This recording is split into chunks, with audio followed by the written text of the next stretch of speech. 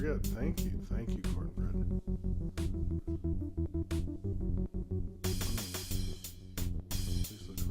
Blue skies. Oh, they're both up. We are ready to go. Hello, Austin. Hello, Jordan Salafalo. Hello, Taco Master. Hello, Ramsey the artist.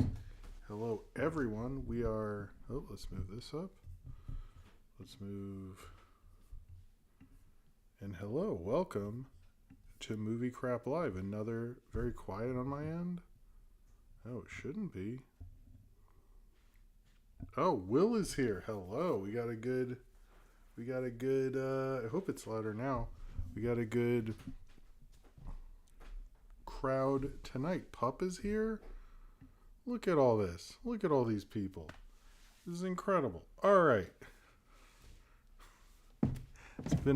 It's just started raining. I don't know where you are, Super Dusky, but I hope you're okay. I hope it's not raining too much. Does everyone hear me? Cornbread? Confirmation? Hello, Thanofoga. Hello, everyone, and welcome to the show. Welcome to the weekly movie news and animation show. Oh, Taco Master. That is a good question. Hold on. Sorry, I want to. Yeah, this is what people come in for. Okay, that's a better camera. Okay, Taco Master says, "Is Sinners more metal than 2024 Nosferatu?" So this is an interesting question. Because first off, I gotta like it, and if you get two people, Ramsey the artist got it on Blue Sky, and I said that was the winner first, but Cornbread also won on Twitter, and I believe his tweet was first, but I'm gonna give it to both equally. But I got this Bloom energy drink because I've seen everyone in my neighborhood drinking it. No one got the right flavor, which this is raspberry lemon, which now that I'm looking at it, I'm regretting. But anyway, I think Sinners to me is more metal. Because they're both metal. But let's be real, Herzog's is, I think, the most metal, because metal is more, I'd say, references things respectfully and plays with them. Anyway, whatever. I like Austin's credit. Whatever. I'm gonna go Sinners because there's more violence and there's a Tommy gun. Cheers to you talking about. I'm gonna think about that one. But thank you for this first super chat of the night, starting early there. Oh, that was what Cornbread. Okay, Cornbread was right. Anyway, Cornbread. I'm gonna give it to Cornbread and Ramsey. All right. What was I gonna say? Javier Portello. Hello. Let's not do too long of an intro. I actually wrote down some shit, so I won't be fumbling as much.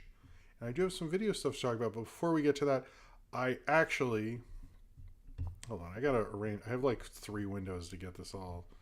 It's very official. Okay, I like Will's answer. They're both pretty metal for different reasons. Although that is a very mom answer, Will. No offense or anything. Kids, now you're both metal for different reasons. Calm down. Don't yell so loud, you'll wake up your father. All right, so I've actually been watching, my wife was like, you gotta watch Severance.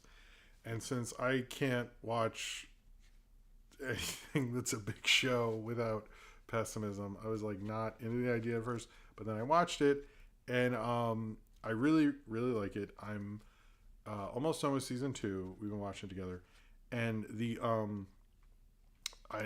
reason I'm talking about it, other than I watched Severance, which is like, okay, whatever, is Will's not wrong.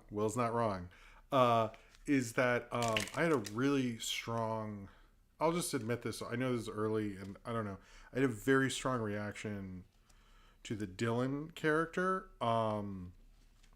When he it like bummed me out when because he's severed and he has a family, and there's a scene where he gets to see his non-severed, or his wife, like in the non-severed world, and the first scene of them meeting like kind of messed me up to be honest with you, because it was just like, I don't know, like when you're a kid and you're like, I'll never have to work in an office. I'll figure out how not to do that. And then when you're an adult, you're like, oh fuck, I need money and stuff. Shit. I don't know. It's just like all of that. And also the way they described him. Hey Dan, how's it going? I felt was sort of, I don't know, reminded me of myself. So that was a hard. I'm watching the show for Dylan. I don't know about everybody else or the bigger black guy. I don't know, but I'm watching it for him. I know everybody's like, we're watching for Adam Scott. That's like some B plot for me. I'm all in on Dylan and that plot line, and I get emotional. It's also like seeing his wife like describe him to himself was just ugh. Anyway, it's a good. It is a good show, but I am like, my wife even knows I am like full in on both Dylan, and there's a romance between John Turturro and Christopher Rock, and that's what my show is. There's like this other show with Adam Scott, which is interesting, but like they really should be the main characters. I don't want to watch any of this like stuff with like, what was it like? Yeah, I know I started on time. I'm proud of myself. But anyway, every time I see thunder bolts, I think Thunderbirds, which is anyway. I also watched the Oklahoma City documentary, and I'll give it the credit that it's mainly about the victims and not just the Timothy McVeigh stuff. And I thought, even though it's done in a very like Dateline NBC kind of way, they did a good job covering it. I will say that. And I didn't know too much about Oklahoma City, so it was the bombing and all that. So it was interesting. It's only called 4 Weddings. Is this that new thing? What is anyway? All right. Oh, I want to talk about a video thing. No one complained about this. This is an all on me thing. Is that last weekend I did like two videos came out on Friday. Nothing came out on Saturday because I got too exhausted, even though I think on the stream I was like, it's gonna be Sinners. And then when I shot Sinners and it was like a lot of footage, I went, okay, forget it, I'll do Gaslight District, and I didn't do it. And I'm kind of gonna try to hold off on doing 2 videos for a little bit. And just make up a lot of backup kind of content, because there's a lot of ideas. I like go through my videos that are shoot on my phone. I'm like, there's several ideas that are like easier to make that I haven't done, and like, you know, I could have just, if I had something ready on Saturday, I could have just had publish, and it can get out. And it's not necessarily about like in YouTube-y crap a little, but it's also like I have all these projects that aren't done that could be finished, and I could give myself more leeway and stuff. I know it's a boring thing, but I basically like I'm organizing myself a little better. There might be 2 if I make enough stuff, but the other thing that would be of interest to you, I know that's very boring, is that I have assembled at least 1 hour thing of my music from the background of the videos, which I've said I'm going to do forever. I have done that, and I've sort of figured out a way to, because I wasn't sure like, well, what's going to play video wise, just like my logo or something. That sounds like it sucks.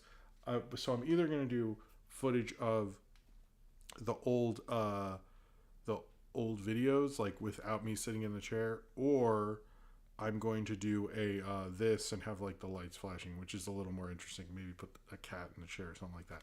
So I'm actually like significantly on the way to figuring that out, and making some kind of like hour-long sort of collections of the music. So it is really happening. I'm not hyping up stuff. I have made one, and I'm making other ones, and I've sort of made other ones that I have to finish, and then I'll put the thing on, so it's like a real thing. So in that way, if like I'm not feeling well, I'm like, here's a music compilation, because that's not time specific. And so anyway, real thing I'm working on,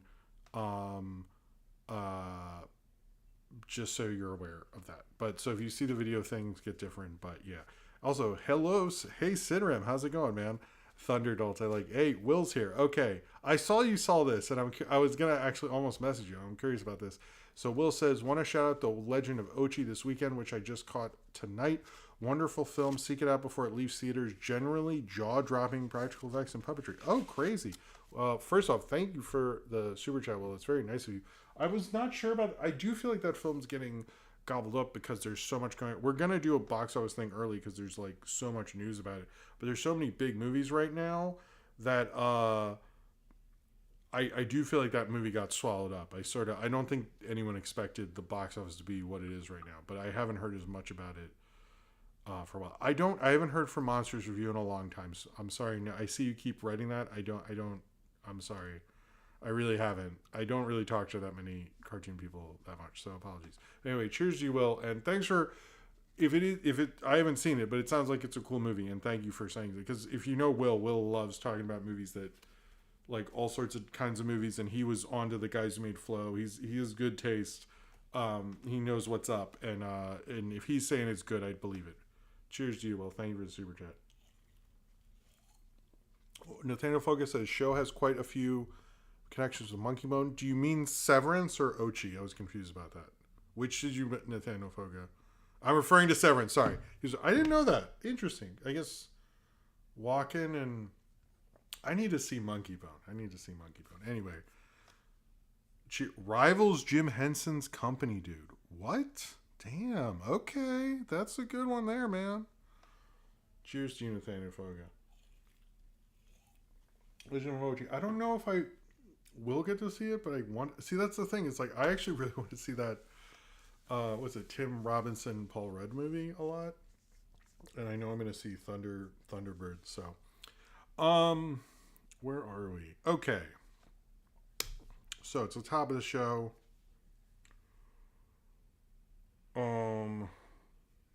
Obviously, I know everyone wants me to acknowledge something. Kind of elephant in the room. I know nobody's talking about it in the chat, but everyone's thinking it. It's okay. I get it. But I will say, and I will talk about this. Don't see Monkey Bone? How much money to not watch Monkey Bone? What is going? Everyone hates Monkey Bone? I was about to do a big revelation. Now fucking Monkey Bone took over everything. Anyway. I'm going to listen to Nathaniel Foga. He's Nathaniel Foga. I'm going to listen to you on Monkey Bone. I don't know. I'm not going to see it anytime soon, but I will. And anyway, cheers to you, Austin. What is happening with Monkey Bone right now? Okay. Anyway, let's be serious. I do want to acknowledge something that I should acknowledge and I should talk about in all seriousness. And I know, based on my position and things I've worked on, I should talk about this. Obviously, I know you're all thinking it. I found out that there's another band called Knock Force. And I found out that they tried to post stuff and then took it all down. I did not write them a strongly worded email because, I have the rights and stuff that says, hey, name your band something else, much like I did to the Australian punk band that was going to be called Cletus the Fetus back in the early 2000s. So anyway, other band called Knock Force, better watch out. Better come up with a new fucking name. Also search things on Google. We're very Googleable. I don't understand. You don't want me to fucking, write you a strongly worded email and then forget to tell Ian about it for 2 years and go, oh yeah, there's this thing, I forgot to mention it. Don't worry, it's taken care of. Or, by the time I tell him, Trump might not even be president, which is not that he's not going to be president 2 years. It's more that I could forget for that long. But that not happy with those guys. But I did notice they took everything down when I got the Google search result. Anyway, I think that's the thing. I haven't been online much today. Did anything happen? All right. So, other things, throwbacks. We have, what did we have? Oh, Godzilla raids again or whatever. The second Godzilla movie. Ooh, I'm a little goofy. Second Godzilla movie was throwback on Monday. Tomorrow is going to be, it's going to be, what was it? Sorry. Avengers Age of Ultron, because it's been 10 years since Avengers Age of Ultron. I considered, with Thunderbolts. Actually, this is a question for the chat. I will get to these two super chats. Let me just finish this part, and then we'll do Patreon Discord after this. But, When you see Thunderbolts, which property do you think of that the people are from? Do you think of Black Widow? Do you think of do you think of Falcon Winter Soldier? Do you think of the Ant-Man 2? Do you think of the Hawkeye show? Like, is there anything particular? What is the first thing you think of? I'm not going to do a throwback to Black Widow because maybe when I see the movie I'll feel differently. But I'm just curious because when I see it, I think all the connections, but sort of Black Widow. But then I'm like, do I like Black Widow though? I don't know. There was that cool part wasn't it in Hawkeye where she's in the bathroom and the changes because of the Thanos snap? That was cool. Anyway, all right. Blacksy says Paul Blart anniversary showing when at a concert. I'm surprised there aren't any. That's 2009, so we'll do it then. Whatever. Anyway, cheers to you, Blacksy. Hope you're having fun at the concert. Austin says time for Knock Force Deadly Assault. Oh, I see what you're saying. I should go after him. You should. That'd be cool. Cheers to you, Austin. All right. Where are we? All right. Okay.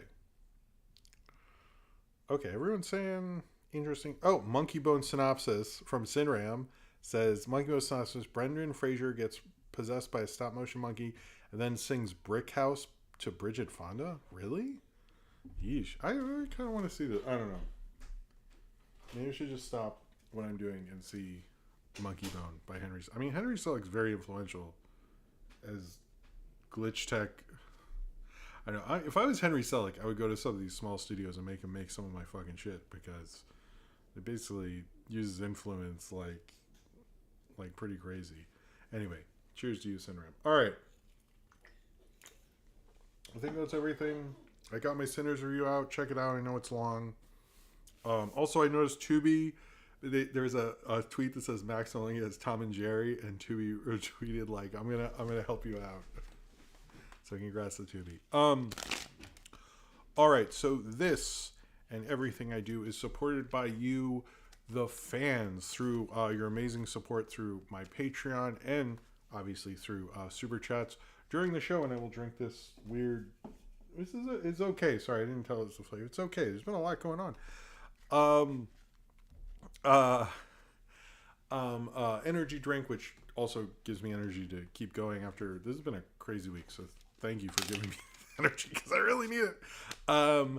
And also, but also through my Patreon, where you get all sorts of exclusive stuff like more Power in the Movie Review Vote and exclusive like my commentary series. You get access to my public access show. There's a new commentary series. The commentary for the Sam Neill Merlin Knock Force is coming out this Sunday. I've already scheduled it. I know this is happening. It's already done, and it's coming out this Sunday. So if you're a patron who pays money, not one of those free ones, you can watch that this Sunday. I think it's like at 4:30 because if it's during the day, I do 4:30 if you haven't noticed. But the Sam Neill one will be out.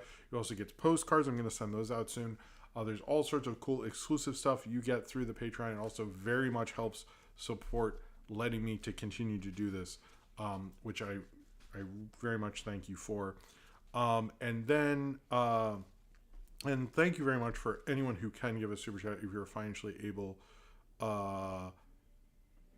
to do so. If you're financially able to do so. But if not, just liking this video always helps. Subscribing really does help. That's way when I talk about throwbacks, you can get those notifications. If you want notifications on to find out when I do a video and do a lot of the instant premieres, do that if that's what you want. But if you just want to come here and like watch the show and not even have a YouTube account or whatever, I appreciate the views. Thank you very much for being here. Thank you for watching. I very much appreciate all of you. Next, the Discord. This is an amazing community run by Ryan Walterson, Cornbread, Austin, Zane Powers. Thank you. It is everything they do. Movie watches. Thank you, Sinram. They do movie watches every weekend. I don't know what they're doing today. Monkey Bone. I don't think if they're doing Monkey Bone, that'd be hilarious, but I don't think they are. I don't actually know. Sorry. They do an amazing community. They do a great job. There's things like Ask Jim channel. There's the Suggestions for Jim channel, which Cornbread, the reason we're doing ginger root I forget the name. I wrote it down. I know how to pronounce it, but their thing tonight is because of his suggestion. You can give suggestions. You can do asks. You can do movie discussions, video game discussions, artist promo, everything like that. As well as the playing cards channel, which I open a new set of cards, which I will not reveal on that channel till Sunday because they're Star Wars cards and they're Star Wars poster cards. Some of these are lame. Some of these are good, which is exactly what you expect from a Star Wars poster. Anyway, it's a great Discord. It's the Discord I am most active in, and it's wonderful and it's awesome. And if you like everyone here in the chat, then please go over there and hang out. We do all sorts of stuff, as well as we do a question every day, a daily question, and I ask them what they want me to talk about on the show. Modelo Butterfly, hey, I love the $1 Modelo Butterfly super chat. Thank you, Modelo Butterfly. Cheers to you, man. All right. Okay. So, I don't know if you've heard, but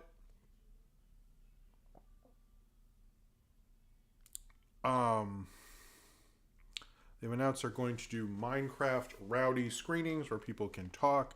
They can meme. I'm not sure what that is. I know what a meme is. I don't know how you can meme, but they can do it there.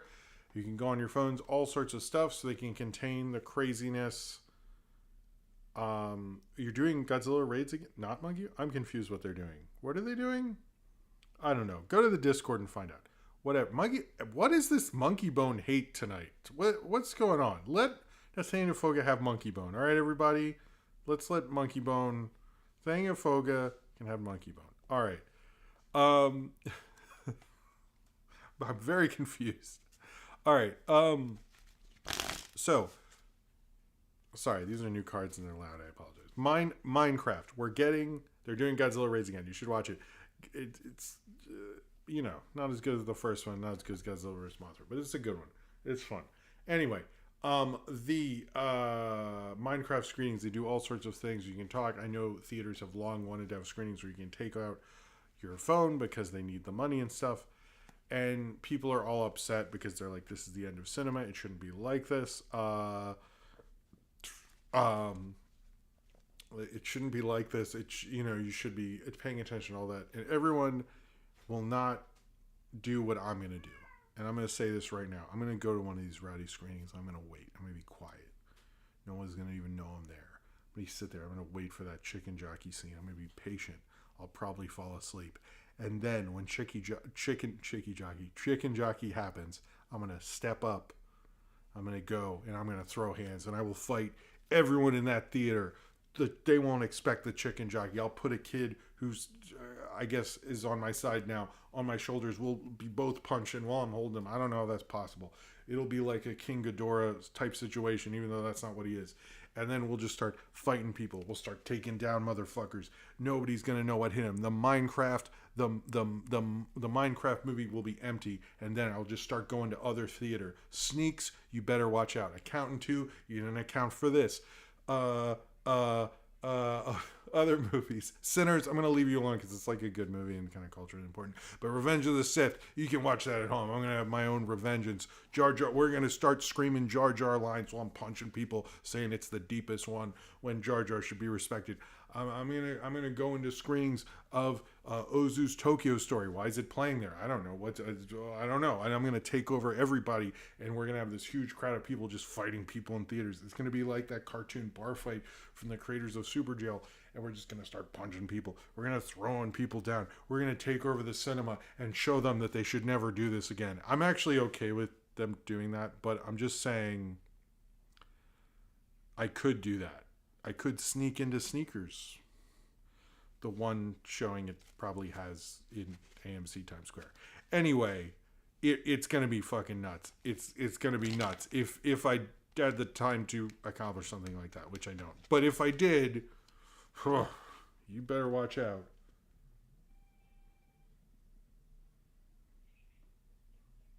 What?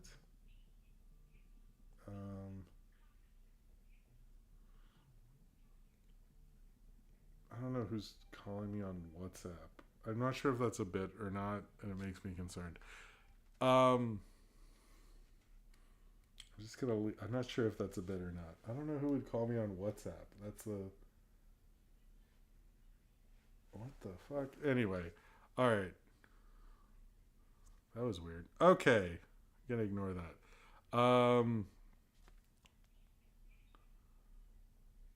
What? All right, let's move on. Sorry, sorry, I'm confused. Okay, well it's not. I know it's not Sarah because anyway, that was weird. I don't know if it's someone I know. Anyway, all right. So let's talk about real stuff. I know I've been joking around a lot tonight, and that's fun. So, oh,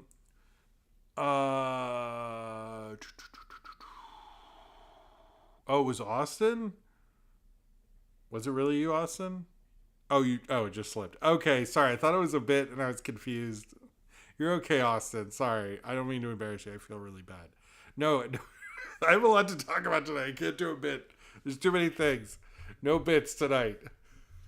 I was thinking I should get someone to do a bit soon, but not. No, we're okay. Sorry, no offense or anything. All right, so we're gonna talk about the box office. Carter is cool.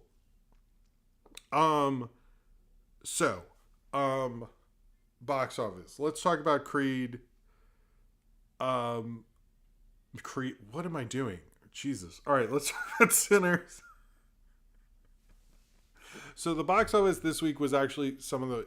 It honestly is the biggest movie news because it honestly was amazing, and I know it's like Thursday, and you might think, oh, why would you still be talking about that? But in all seriousness, it was amazing. We had 4 movies that made over $20 million on a non-holiday weekend. That just does not happen anymore. Those being Sinners, Revenge of the Sith, Accountant 2, and Minecraft, all doing fucking bonkers business. Literally, like even the top Until Dawn actually technically did well, and we'll get into that. So first off, Sinners, I really want to go through all the Sinners things because it is nuts. Sinners at this time has made, how long is Sinners? Sinners, by the weekend, it made 123, but at this point, it has made, 141 domestic, 180 worldwide, which is insane. For an original movie, this just doesn't happen. Its hold was 4, hello, hold on. Well, I'll do Will first. All right, that's a very generous super chat. I should acknowledge that.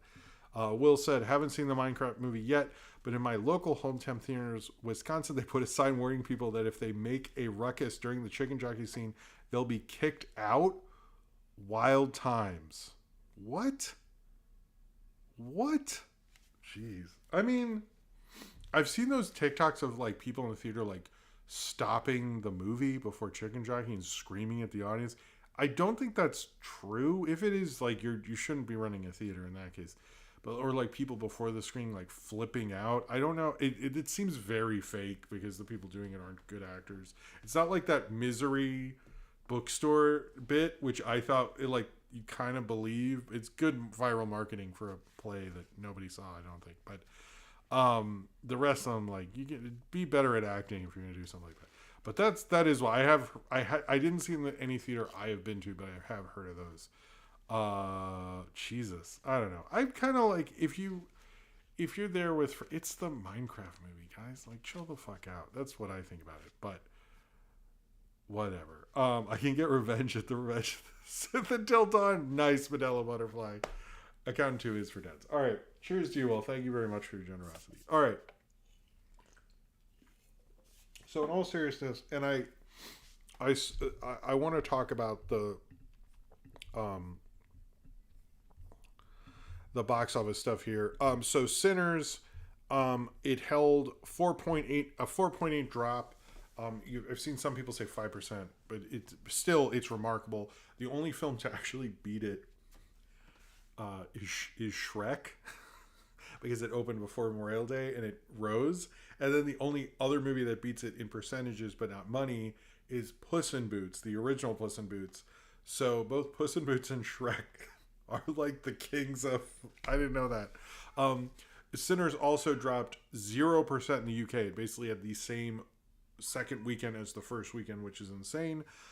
It's going to end up being, and this is a crazy fact, this film could end up being the highest grossing live action movie since Gravity in 2013, and when it crosses 150, will be the highest grossing original movie in total for like a decade or so, because the current challenger of original movies is, I guess in the last 10 years or something, is Elemental with 150, which it can gross. And if it makes more than 300 million, which is a possibility in just domestically, it would be the highest grossing vampire movie, outgrossing the Twilight films, which I don't know how likely that is at this point, but it feels like it's in the possibility. And I think it could also outgross Coco, which is another original. I know Zootopia is not mentioned. That's original, or are we not counting Disney anime? I don't know. Some of these I'm a little confused about.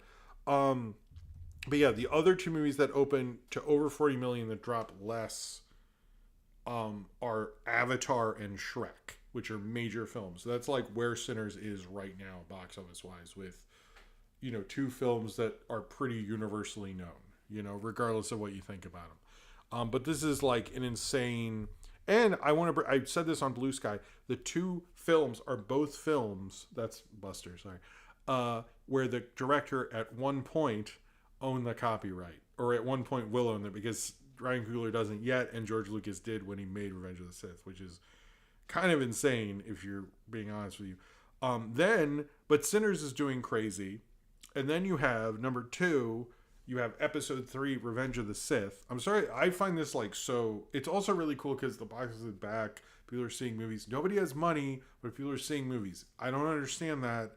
I don't understand how this works. Maybe everyone's just like seeing movies anyway, but they are. Revenge of the Sith made $25 million. It is the highest grossing re-release ever. This is the highest grossing. It could maybe do 100 million in re-release. Apparently, the Phantom Menace 3D did. It's only trailing the opening of the first of the 97 re-releases of the first Star Wars, and that had original footage. This is the first of the Star Wars re-releases to do this well, that doesn't have new footage, isn't in 3D. There's no special shit with this. This is just Revenge of the Sith in theaters with an intro by Hayden Christensen, and it's doing crazy. I think the bigger thing with this one is that, like I was talking to my brother-in-law, and he really liked, and I was like, oh, you really like that one? I've talked to a lot of people recently, that they really, really like Revenge of the Sith, and I was confused because I think that movie's very uneven. I actually find that one the most frustrating. I think Attack of the Clones is the worst. Which I was like, I looked at the re-release list for Star Wars, and I was like, wow, Attack of the Clones, I don't think has gotten re-released. I wonder why that is. Maybe because, like, who's gonna show up for that shit? I mean, someone will. But yeah, I guess Revenge of the Sith, people really, really like it. I was kind of surprised. I don't know. I realize I haven't reviewed that, and I've done the other two prequels, and I guess if I had been smarter, I would have. But I'm surprised it did that well. I knew it was coming and stuff, but that's astonishing. You know. Oh no, the prequels, the sound well is it was very good. Every time I'd see them in a great theater, and I will vouch for you, Emblem T. Also, Accountant 2 matched the grosses of the original. The main thing with the Accountant 2 was that they actually it's a little more expensive than usual, because they actually, no one's sure what happened here, but they basically paid everyone's deals out, basically, like streaming does. So you get paid like ridiculous amount, but you don't get any percentages or anything. You're just like, here's your whatever big paycheck. You don't get any royalties or anything, and that's what they did with The Accountant 2. Many people think they were going to put it on streaming, or like they sometimes right around COVID, movie stars were getting paid that way, even though it wasn't going to streaming. I'm a little confused on the deal with that. But The Accountant 2 opened to the same as The Accountant, which is nuts there. And then Minecraft, which did fall 43%, still at 22 million, which is great. Until Dawn, sorry if I'm like, but I find this fascinating, so I hope it's here with me. Until Dawn wasn't a, well, actually, I'll say Until Dawn, I should go back to the re-release thing, but Until Dawn wasn't a bomb, because Until Dawn only cost like 15 million, and it made 8. So like if Sinners opened at 8, that'd be a disaster. That's like, that movie bombed. But Until Dawn costs 15. I think it costs like nothing, and it's basically gonna make its money back. Like, it was smartly financed, and a lot of people don't understand how, if you do have a small budget, and they apparently kind of realize like this is not going to open huge, so like let's budget it correctly, and so Until Dawn will actually make money. So I've heard it kind of got definitely swallowed up by like the other 4 releases, but yeah, that's Until Dawn is actually successful despite what anyone will tell you.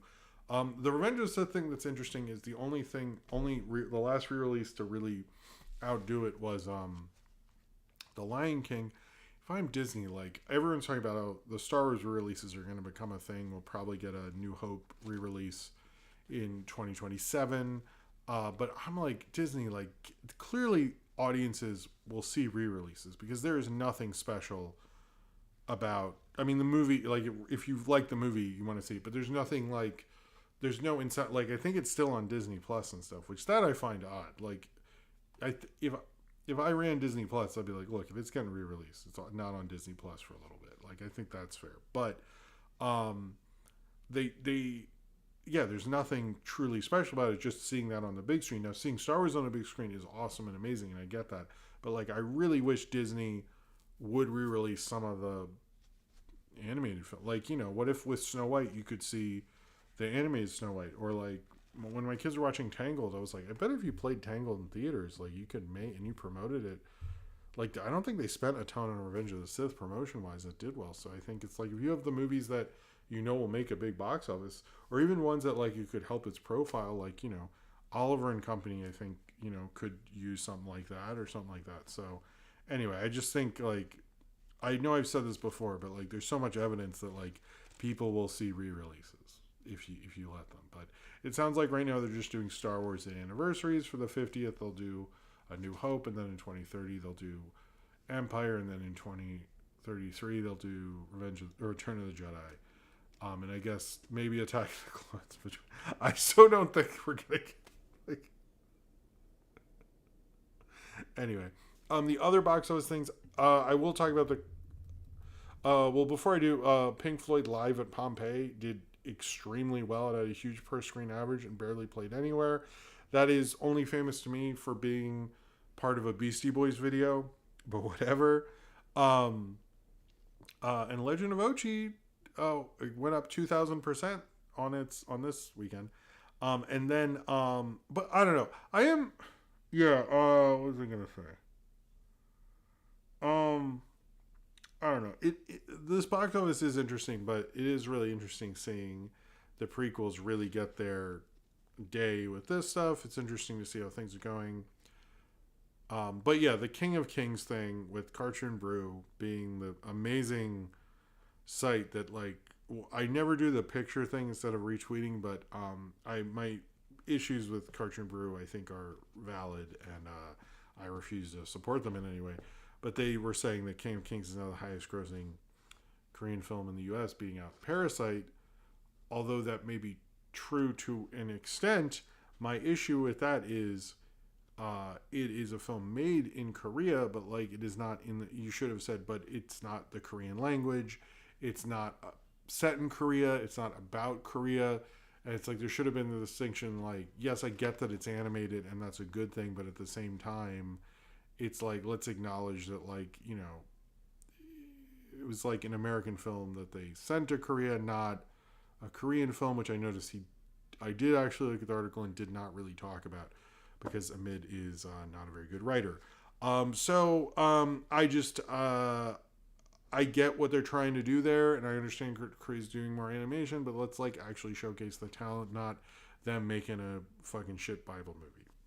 That's all I'm saying. But it's Cartoon Brew. They're not really good at doing that stuff. Anyway, Will says, I remember going to the 3D re-release of Phantom Menace back in 2012. First time I experienced either prequel on the big screen. For context, that movie came out the same year as Bourne. Oh, fuck, dude. Wow. I didn't see, he was going to do 3D re-releases of all of them. But then Disney bought Lucasfilm, and the podcast Blast Points that I listened to talked about, did a podcast about the Star Wars Celebration, the year of 2012, right before Disney bought Lucasfilm. And what Star Wars was then was like, there's going to be a 3D re-release every year. And I think it was like Angry Birds Star Wars was like the big announcements, which is like not what you remember for 2012. But they really did. I've heard rumors they made 3D re-releases of all of them. But it made 100 million. It did pretty well. I didn't see it. That's when I did my Phantom Menace review. I've never seen it. But if they did those 3D things, they should release them. But a lot of the 3D stuff is like lost media. I need to do a thing on that. Anyway. No. I will agree. Hold on. I haven't taken my sip, but I'll say this.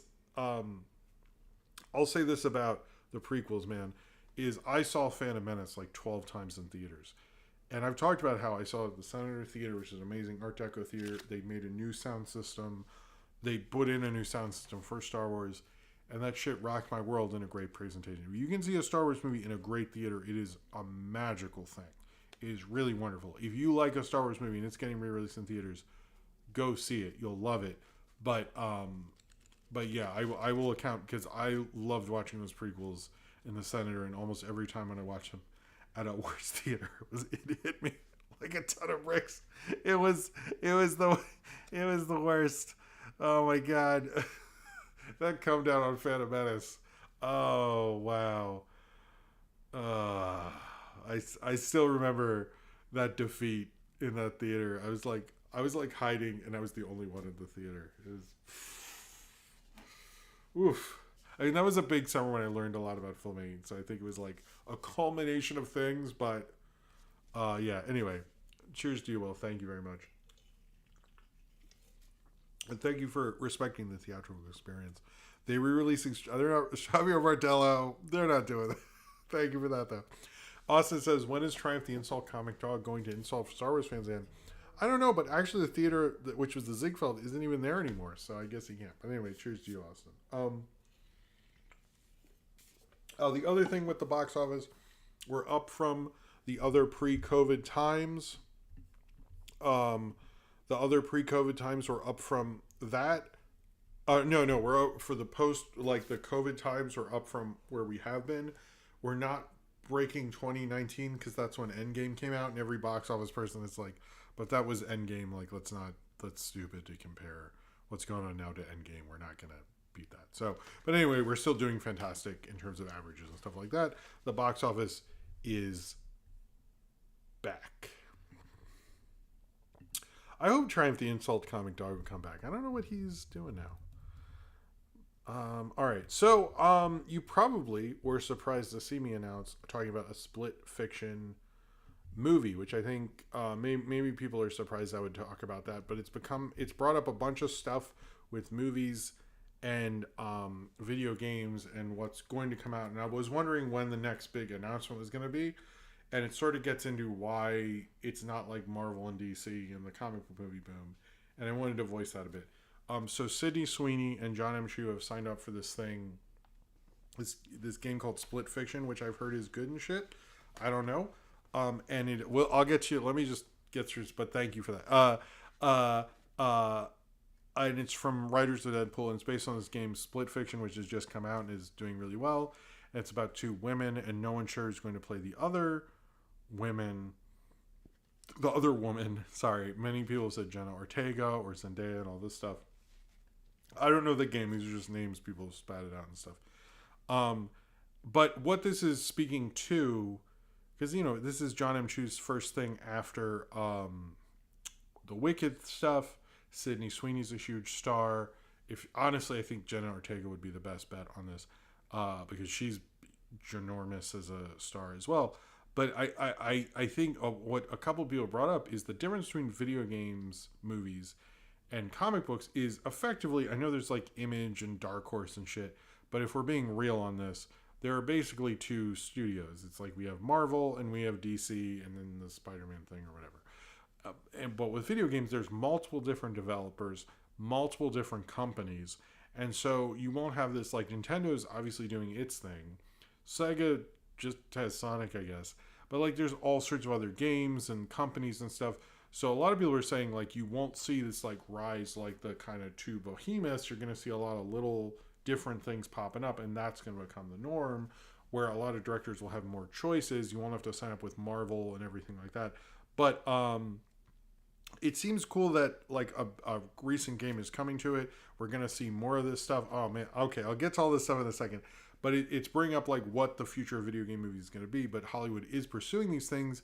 But what we're seeing a different thing, and I brought this up in my Minecraft review, is they're finding auteurs to sort of work with the developers instead of what happened with the Warcraft thing or like the Ratchet and Clank movie when it's more pro developer than it's pro filmmaker. And I think we're getting kind of the mix that Marvel, when they were much better at what they were doing. I haven't seen Thunderbirds yet, but that we're going to see that. So I think it's interesting, but having these two heavy hitters with Sydney Sweeney and John M. Chu, any studio is going to push that forward and put as much money in it as possible. I think that could be a good thing. But I'm interested in what this future is going to be. But I guess that answers my question. Like, why haven't we just announced a Fortnite movie already? It's because they're having to deal with separate developers. It's not like, when Iron Man came out, they could announce 3 projects. With video game movies, it's not going to move that way, and that's why it is. So I just wanted to bring that up.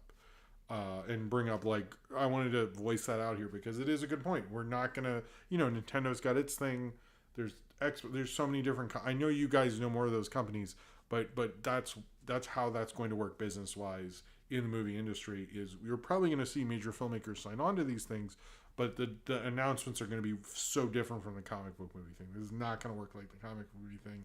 There's not going to be a Nintendo versus Sega. Sega's not going to do with what Nintendo don't in this situation. It's going to be sort of like all these different things popping up, which might mean it could last longer overall. That's being highly speculative, but anyway. Hello, Caleb Wilson. All right. Sorry, let me go up to Will. Sorry, I just wanted to get that out because sometimes I like to just voice things, but I thought that was very fascinating. All right, Will said, "Yeah, man, Phantom Menace is like the only movie I've seen 100 times that I don't like." Same, LMAO. They should put my review on the DVD, which I still own. Do you have a review of that? I need to check out your channel. It's been a while. That's interesting. Yeah. I got the special DVD from a cereal box because they couldn't sell the DVDs, and I got a special deal, and it's like the double disc. I was like, oh fuck, they couldn't get rid of these things. Anyway, cheers to you, Will. I'll check out your review if you do, man. Jordan Tunes said PSA Free Comic Book Day is in 2 days, Saturday, May 3rd. That is true. And I'll say this about Free Comic Book Day. If you go, get every free comic you want, but buy something. Like, don't just go to get free comics. Buy one thing. I don't care if it's in a dollar bin. They do those things to get people into stores and get into comics and just give comic book stores, the fact the ones we have is a miracle into itself. So please support your stores if you do that.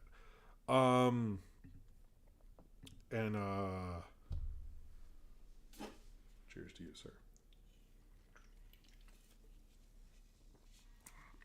All right. So the Oscar voter, what time is it? This has been a good show. I like this. No, but I do always buy some. I'm going to take my kids to Free Comic Book Day. Take your friends, but be like, look, the deal is, guys, somebody's got to buy something. I don't fucking care if it's 10 cents. I don't care if it's $100. You just got to do it. Okay, sorry, Austin. Sorry I missed your thing later. Said Split Fiction is about 2 female authors. One writes fantasy, the other writes sci-fi. They end up in their VR world together, and their stories get mixed up to go back and forth between. Oh, that sounds cool. I don't know if I'd pick John M. Chu for that. I would pick like, I know it's basic, but I might go Del Toro on that. I think Del Toro would kill that movie. Like that would be amazing. Or who could do sci-fi and fantasy? All the answers for this would be basic, but it's either Del Toro or Peter Jackson could destroy that movie. No, it's John M. Chu's doing it. To my understanding, it's not the Maze Runner guy. Anyway, all right. The Oscar voter thing keeps going. They basically bring up that the Oscar voters are indignant about they have to watch the movies, and they often say like they'll just keep the movie running so it shows that they watched it. I'm like, thing is about this is a couple pundits brought up that you can't really enforce this, and it's not a good thing to bring up, and they really just wanted the honest Oscar voter things. You should okay. Well, it was a good super chat either way. Will that they kind of feel indignant about it, and but I get that you can't really enforce it and all this stuff, but I just don't. I'm like, I don't understand like people who vote for the Oscars are such dicks about it because they're like, why should I have to watch this? You know, I just keep it on, blah, blah, blah. But it's like, if you don't, I don't know. The thing is, I hate about the Oscars is there's so many people who like don't like movies, and I hate talking to people who just like shit on art all the time. And you're like, yeah, but what do you like though? And then their answer is like something boring, which is like, I'm always like, oh, cool, great opinions. I'm glad you're protecting watching good movies. That's really wonderful. I don't. But it's like, I don't know. To me, like, if you're not gonna do it, just like you should just not vote. Like, I don't understand. Like, no one knows if you vote. No one knows what the totals are. Just like, don't. Like, I don't like. Just get the fuck out. Like, I don't get like what you think you're doing. You can say you're an Academy member and be it. And you can even lie. I don't fucking care. But, like, why are you doing this kind of crap? Like, people would love to have the access and the power to do that. And you're just, I don't know. I don't really understand people do that. And I don't understand everyone's thing, like, oh, everything sucks now kind of attitudes are just, like, not. The older I get, I guess the more I'm supposed to go, like, yeah, everything sucks. I hate the Minecrafts and all the things that the kids like. But for me, I just don't. I don't feel that is the way to enjoy art. To me, it's like be open to stuff and experience stuff. And like you can see the Minecraft movie and go, yeah, I saw it and it wasn't for me. But your thing shouldn't be like, oh, they're referencing things I don't understand. Like I sometimes like it more that I don't get all the references. It's more fun because there's so many times where like I'm a millennial. Like I have to hear about my millennial shit all the time. It's like fucking dull. Like I get it. I get every reference sometimes. It's just like it's sort of boring, to be honest. So I don't really get people who have this shitty idea of art. There's plenty of good movies out. There's plenty of good TVs. There's plenty of good cartoons. If you're gonna go on long ass rants about shit and it's just about hateful dumb bullshit, then get the fuck out. Like just go do something else. Leave us alone. You know, I don't know.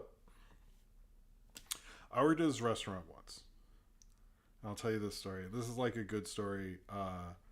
Jim reverse old man yelling. Yeah. And we were working at this restaurant and this guy was like ranting at us. They didn't like how it was a fish and chip place. He didn't like the chip. And he just said, you know what, man? If you don't like it, you can just go. Like, I'm not forcing you to be here. This is clearly not your thing. Why don't you just leave? And the guy like didn't know what to do and calmly left. And I think sometimes you have to recognize like maybe this isn't for you and you're not into it and you should just walk out. Like I'm serious. Like I don't know, we're in such a review culture and customer culture and stuff that I sometimes people don't think like, hey, maybe this just is not for you, man. And maybe just like, you know, like there's sometimes like I just ignore like with the glitch tech stuff. Like I might not review well, but I can at least say, hey, this isn't for me. I saw it. I experienced it. Here's my review, but it's not my thing. I'm out. You know what I mean? And you just walk away, and I'm still happy for those guys. I don't make long rant videos about how they suck or nothing. But, like, you just... I think when you do stuff like that, you're limiting yourself. And, like, I don't want to live my life just sitting in a room angry at shit. Like, I have enough stuff in the world to be angry at. Like, I don't understand that. So... If you're gonna treat movies like that, just get out. Like, just it's fine. I really don't care. I'd much rather you not be here than just shit on everything all the time, or talk about what you like, or vote for other stuff, or just don't vote in solidarity. But like, there's no. I don't know. I guess I'm supposed to say like all music sucks, all this sucks, but I like being turned on to stuff, and if I enjoy art and I like to enjoy stuff and I like to enjoy things, and if I often look at grown-ups when I was a kid like that who like just missed the 80s because they thought like only good stuff happened until they had kids or something, and I don't look at that as a sign of intelligence. I look at that as like you just missed out. Like what was, you know, it's like I don't know. I don't like to admit, I don't want to have FOMO because I was such a little dick about myself. Like, I'd much rather, like, anyway, I thought about this a lot because I shot a review for Oh My God Yes, and I've seen the backlash that show gets, and I'm like, I wish people would just be open to stuff, you know? It's just like, come on. I get if you don't like it, but, like, I mean, I know why they don't like it. You don't need to. I understand it starts 3 black women. I get it. I know. But whatever. There's a whole other thing. But all right. Sorry. Will says, anybody who says there's no good entertainment in this day and age just simply doesn't like art and just want to get played. It's that simple. Thank you, Will. Thank you. Cheers to you, man. Speaking of someone who's seen plenty of original content. I will say also, Will, sorry, I'm like praising Will tonight, but like I've spoken to this dude and like he will tell me about like 5 movies I've never heard of that are currently playing with directors that are cool. Cheers to y'all. All right, moving on to other cool things. Pedro Pascal, and I really want to give him credit for this. I'm not a big celebrity ass kisser in my life, but I really want to give him credit for this because Pedro Pascal is about to have a bunch of big years for himself. Like he has 3 huge Marvel movies that he is going to be a part of. He's got Mandalorian and Grogu. Like next year's going to be even crazier. Isn't he in Weapons? Is he in Weapon? I'm not actually sure about that. But he's in a ton of movies, you know what I'm saying? And he basically is very against, he has a trans sister, I believe sister. Anyway. Apparently at the UK premiere of Thunderbirds, he wore a shirt saying "Protect the Dolls," a term of endearment for trans youth. But he commented that J.K. Rowling's stance is awful, disgusting shit, and heinous loser behavior in a post on Instagram. He also endorsed trans activists to boycott Harry Potter-related projects, emphasized the importance of defending the trans community, and actually said we should boycott Harry Potter in general. And I thought he said Max, but I don't see this here. But I gotta say, man, like you're on the cusp of something. So materialist, yeah, he's in a lot of stuff right now. He has every reason, and I'm not endorsing people doing this, but personally, this dude has every reason to not do this bullshit right now. Not that what he's doing is bullshit. Sorry, not take this stance right now. He could truly just say, it's a bit about Thunderbirds. You could truly just say, I'm wear the shirt and not comment on it or something like that. But the fact that he does, I got to give this guy respect because there's so many people who would not do it, were worried of ramifications. And this guy is very much on the cusp of being in a ton of huge shit for a ton of years. And most people would not do that. And the fact that he is, I really respect this dude. But for Pedro Pascal for standing up for trans rights, that is fucking awesome. It's really incredible. I hope he continues to do that. He's going to be on a lot of press tours this summer. And the fact that he's doing this right before that means he will have to continue to answer questions about that and continue to talk about trans rights at a time where they're very much being penalized. So, it's cool that he came out to the premiere of Thunderbirds and did that. But I really do. I really appreciate that someone is actually doing that. I think the thing with JK and the Harry Potter stuff, I had a learning disability, and I first heard about Harry Potter because kids would read that. And I read it actually in a Borders, chapter by chapter every day. I'd come to Borders, read a chapter, leave, come back. And that book's meant a lot to me. But I'm going to tell you a couple things about Harry Potter. One, they're very easy to get Harry Potter stuff that's used. You can like Harry Potter and actually not support JK at all and not support Max or Warner Brothers. It is very easy to do both, by the way. I don't know if you knew this. You can rip all those movies. They're fairly popular and easy to find. And I'm 100% serious. Like, you can like Harry Potter and just have no money going to her at all. That stuff was mass produced to the point that you can seriously not support her and be a fan. And no one brings that up. I'm always like, you can do it in the way that they can't put out new stuff. So anyway, but yeah, it's awesome that Pedro Pascal is doing that. I really appreciate, like, he's on a huge show. He has a Fantastic Four. Like, I'm like, yes, fucking yes, dude. Like, come on. I like this kind of shit. Can you explain Borge? What does that mean? Borgia? What? I don't know what's going on here. Anyway, let's move on. I think we have like a half hour before I should stop and talk about the thing. Um, how much? Okay, we'll talk about this. There's a bunch of trailers. We're going to talk about that. So the first trailer is another trailer for Weapons, not the one last week. This is a new one. This looks amazing.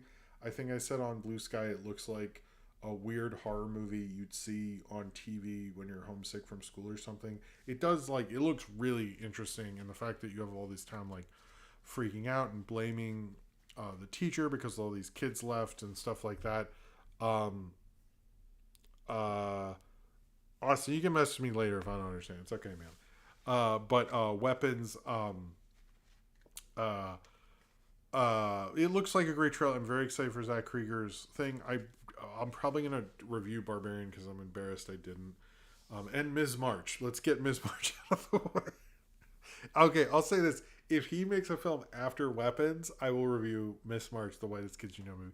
Although I might get emotional because Trevor Moore was the cool guy when I was a freshman in college. Like he was the actual guy for me. So it's like sometimes when I watch those clips, I don't cry, but I don't know if I'd want to do that on camera. I'm taking that back now. But I didn't really know Zach Krieger. We were in rooms together, but if we talked, I don't think I don't remember. So whatever. But I do remember Trevor Moore. R.I.P. to him. I meet people from SVA, and that's like one of the things everyone wants to talk about. Anyway, sorry, way off topic here. But yes, it looks like a great trailer. I'm liking also that this is a side thing, but I wanted to bring this up. I was noticing that back when like James Gunn got into the MCU, it used to be when you were a cult director and you're into cult stuff, you were also into comics, right? And so like it was like a major thing, like, oh, I've always thought about comics and stuff like that. But then I was thinking about how if you're a director now, post the comic book movie boom, you kind of eschewed like, the where you had the Sam Raimis and the James Gunns and all that stuff. These directors now, like, we're watching Criterion and didn't really want to deal with the cult comic book thing and grew in a different way that I do think, like, if you look at the Marvel movies coming out this year, how many of them are like not oh, goodbye Cartwright. I didn't see them leave, but goodbye anyway. Are not really as interested. So it's kind of, or no, sorry. If you look at the Marvel movies coming out, none of them are by like cult directors, other than like Raimi was the last one, maybe. It's like kind of interesting, but I was thinking about how the reason that's changed is like the whole, if you're a up and coming director now, if you're reading comics, it's like a different thing. It like changed in those 20 years since the first Iron Man. So anyway, it's like if you're going to be Edgar Wright now, you probably you'd be different. You'd be like the A24 guy, and those guys want to become a named director, like, anyway, I was just thinking about that. So, but Weapons looks very cool. Josh Brolin looks amazing in it. I like Josh Brolin as an actor. As a person, I don't know. But Smashing Machine also look cool. I like that now. It looks very the Iron Fist, which I've shot a review for, so maybe when Smashing Machine comes out, I'll actually edit that, which I like that movie. Spoilers, I guess. But I like that all wrestling movies are like, wrestling sucks. This job is horrible, but I love it. And it's like it looks very Iron. I know it's a Safdie Brothers thing, but I was like, I just see Iron Fist in this. That's all I see in this. But it looks fine. The Rock looks good. I know people have said it's more of a box office thing than an awards thing, but his face looking different is straight. Like when they do that thing where it's like, it's The Rock, but Iron Claw, damn it. Why did I say Iron Fist? I don't know. But no, like, why do they do the thing where it's like, it's their face, but like different? That wasn't a Thunderbirds. Anyway, there's also a trailer for Now You See Me 3. I think it's called Now You See Me, No You Don't. I have no clue why this is a franchise. Like, what? I really don't. I never saw 2 because I was like, I can't do another one of these. I saw the first one, I read that one. I am not seeing another Now You See Me. I'm sorry. There's no fucking way. There's no fucking way. I'm just, I whatever with this shit. I don't know. I agree with Dan Harmon. They should have named them more interestingly. Fear Street Prom Queen looks like a fun slasher movie. I might review that. I'm not sure. I didn't read the other Fear Street movies, but it looks like at least a fun watch. Like to me, honestly, there's not much else to say there. I don't know how many people saw this trailer, but as it is the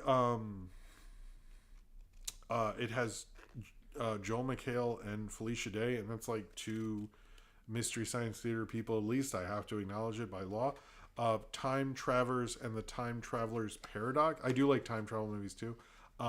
It looks fun. It's basically about a guy who goes back in time. And when he goes back in time, he has to kill his younger self to replace him in the timeline and stuff. And all these other complications come up. And I thought it looked cool. I thought it looked like a cool movie. I just thought I'd give it a shout out. I don't know if I'll ever see it, but I thought it was cool. And then we have Lost in Starlight, which is a trailer for a Korean animated film that looks actually like a Korean animated film, not like somebody outsourced their Jesus bullshit to a foreign country. But anyway, also this is not a trailer, but Mamoru Hosoda, who at one point I know people are saying was going to rival Miyazaki, and I don't think that ever... I don't know if that is true in Japan. I'm not trying to like shit talk this dude. I think he's good. I've never fallen in love with him as much as... I mean, I like The Girl Who Leapt Through Time. I think is maybe the best thing. I know we've done that and The Boy and the Beast. Is those the only ones I've done? I don't think I've done Wolf Children. Or Murai. Oh, Murai. I like that one. That was really good. Okay. Wrong about him. But his new one called... Is it Scarlet? Oh, it's called Scarlet. Why did I think it was called Princess? I don't know why. Yeesh. Okay, it's going to land in a similar date to, I think it's December. Wow, we're not going to tell me in this art. December 12th. I just think it is. I don't know. I think it's going to be probably a big awards thing, and I sort of think they're going for the Boy and the Heron. Release date. I think it's like kind of a similar thing. I'm not trying to be...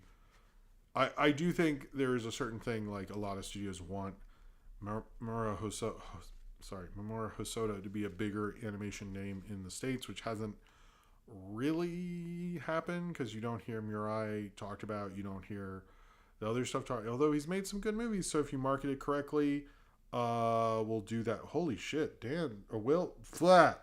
Sorry, Will is going for John M. Chu here. Hold on. Will said, I know people like John M. Chu now, but sorry, not sorry. Now You See Me 2 was ass. I remember surviving that with my buds back in 2016, completely flabbergasted, then made to the big screen. I will defend didn't he do the second G.I. Joe, which I liked? Okay, it had that Storm Shadow and Snake Eyes fighting on the mountain thing. And he did all the movies that Popstar, the Bieber movies, but didn't he do Gem? And I don't like Gem at all. Like Gem, like he the reason Gem is the way it is because of him, because they offered him, a huge budget to make a direct Gen adaptation. He goes, no, I'll do it my own way, and we know how that went. All right, cheers to you, Will. I think he's good in certain cases, but he's not like an auteur that I'm like in love with. I also don't get Gem is a specific sort of soap opera-y thing, and if you're making something else, I never understood why are you doing that? Why would you?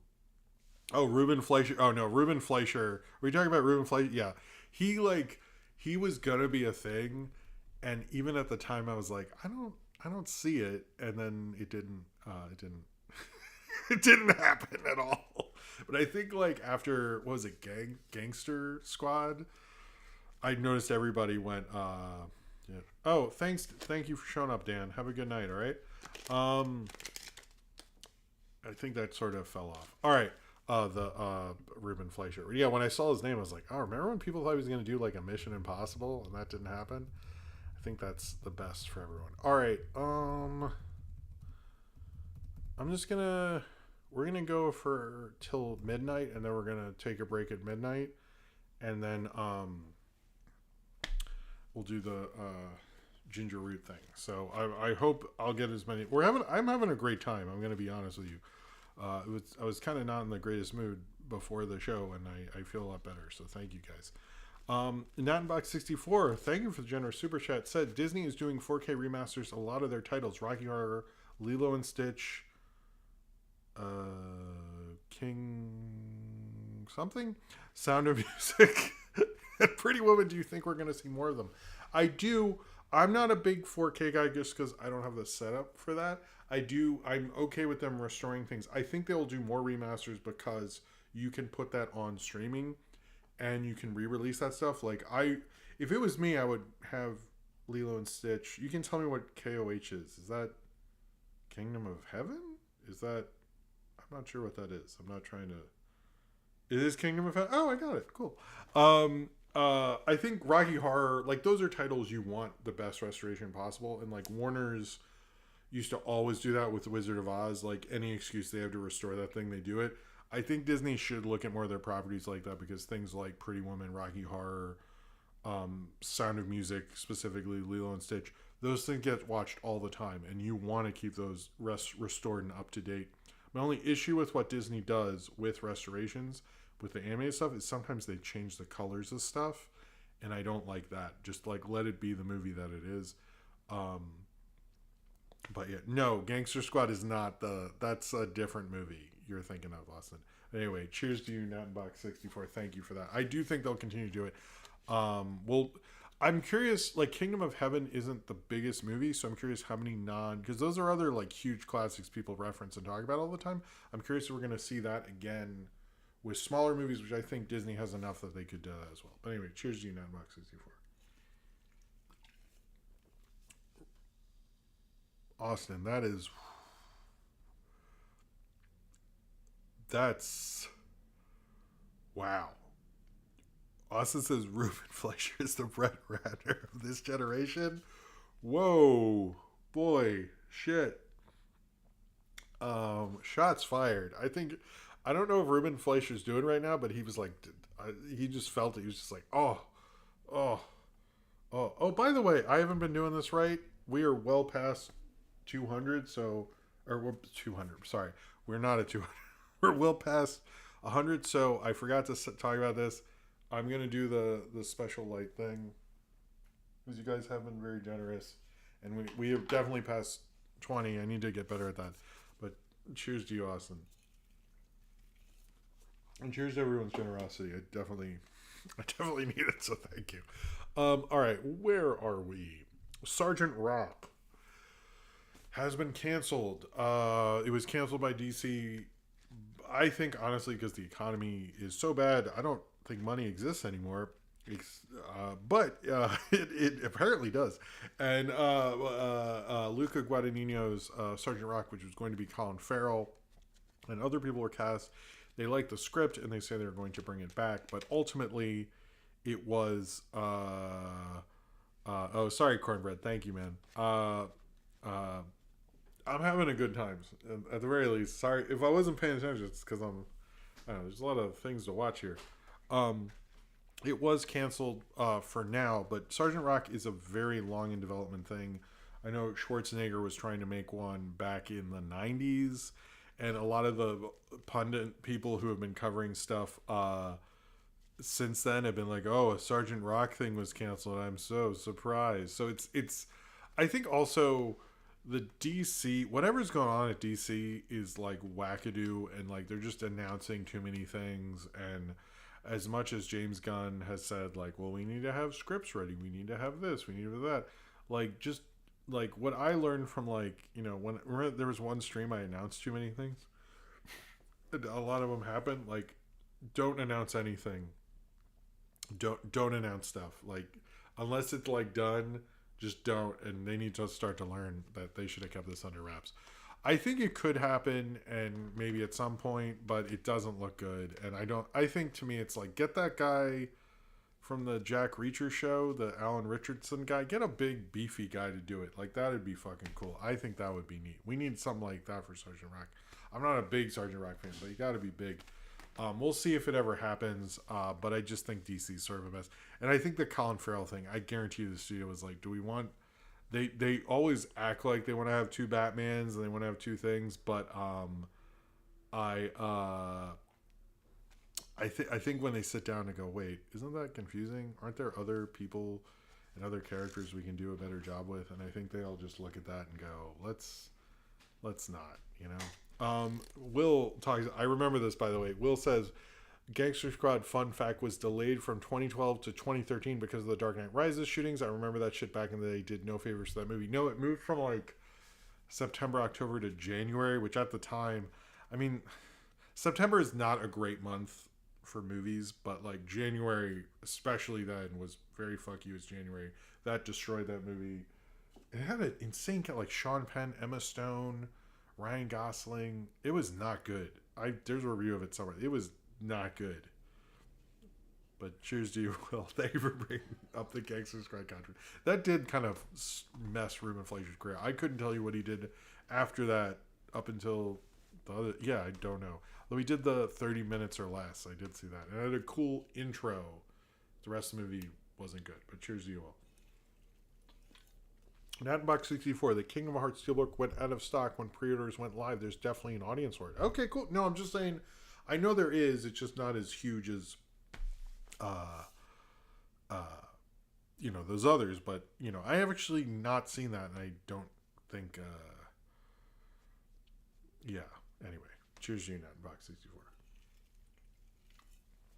I was seeing Cornbread's bringing up that James Gunn and co, I think, was rumored for like a year that the Sgt. Rock thing, it still like got out to the trades and stuff. So to me, it's like if he wanted to stop it, he could have. So I thought I said Kingdom of Heaven. If I said Kingdom Hearts, I probably meant Thunderbirds. All right. I posted my review of Gangster Squad. Oh wow. The other thing is this Kathleen Kennedy leaving Star Wars thing. No one's sure when she's leaving. Whether she wants to just apparently it's happening this year. Some people said August. Some people are saying October.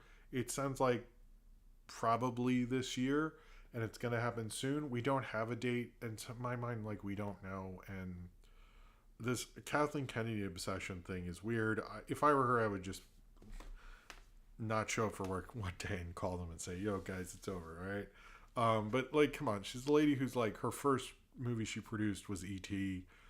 She's the second most nominated producer in Academy history.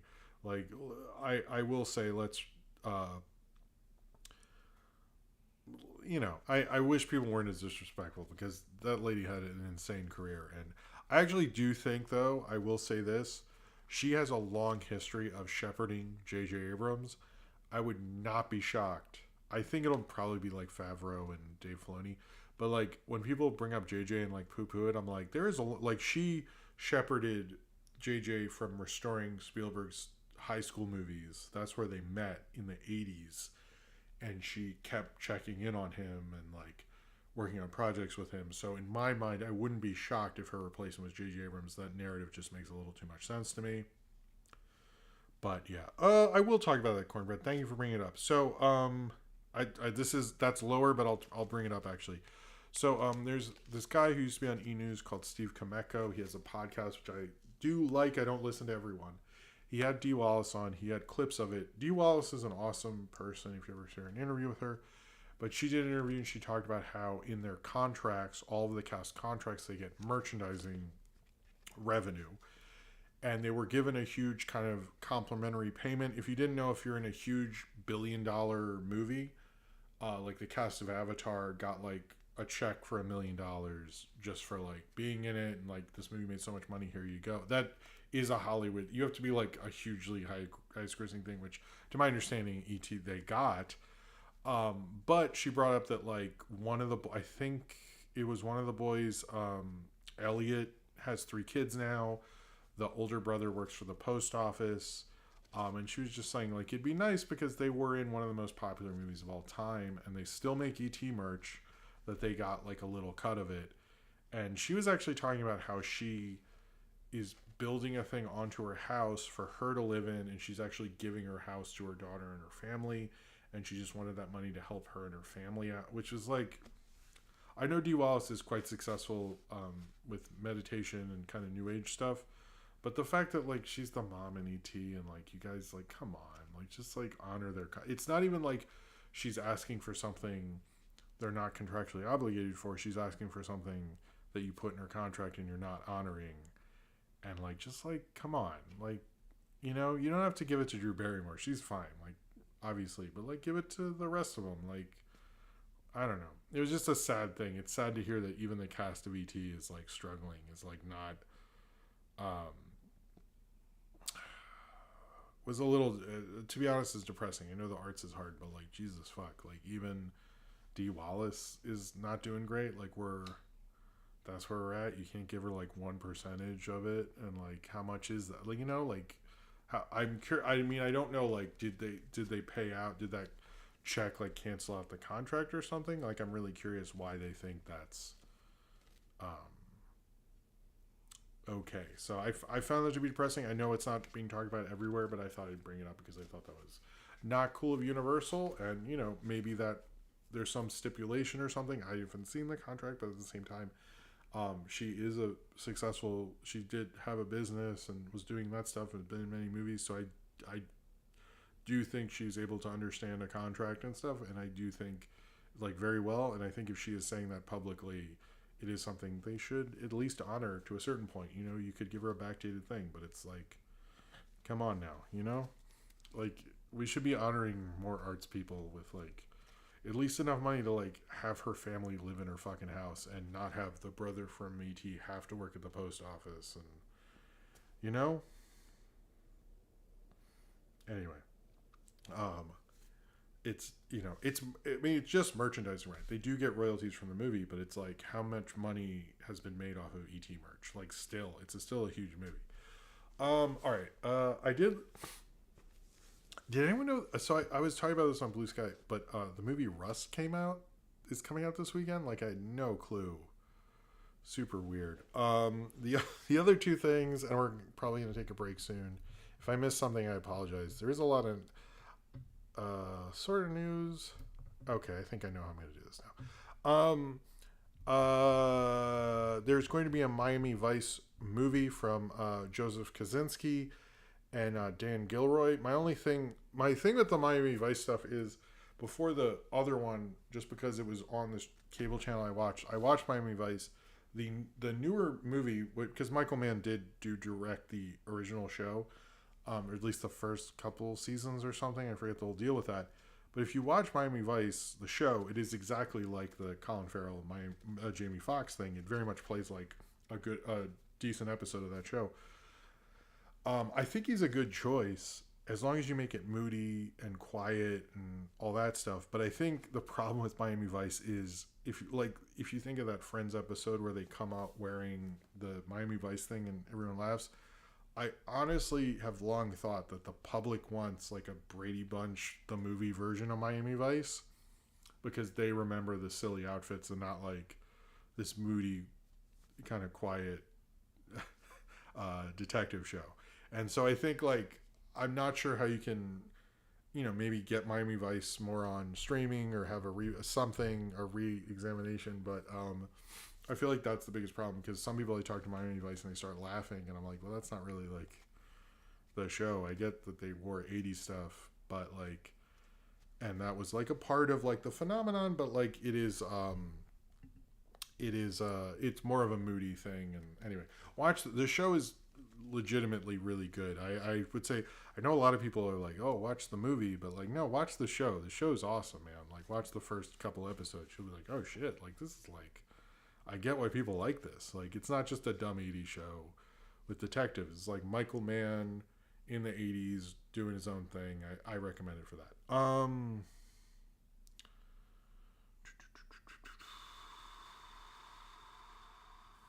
Oh, C. Thomas. I don't know what C. Thomas Howells is, but maybe he's at the post office too. There seems to be a lot of Takashi Miike, I think, movies, including a Charlie XCX one, because I had heard she was going to be the White Queen and she bombed her audition.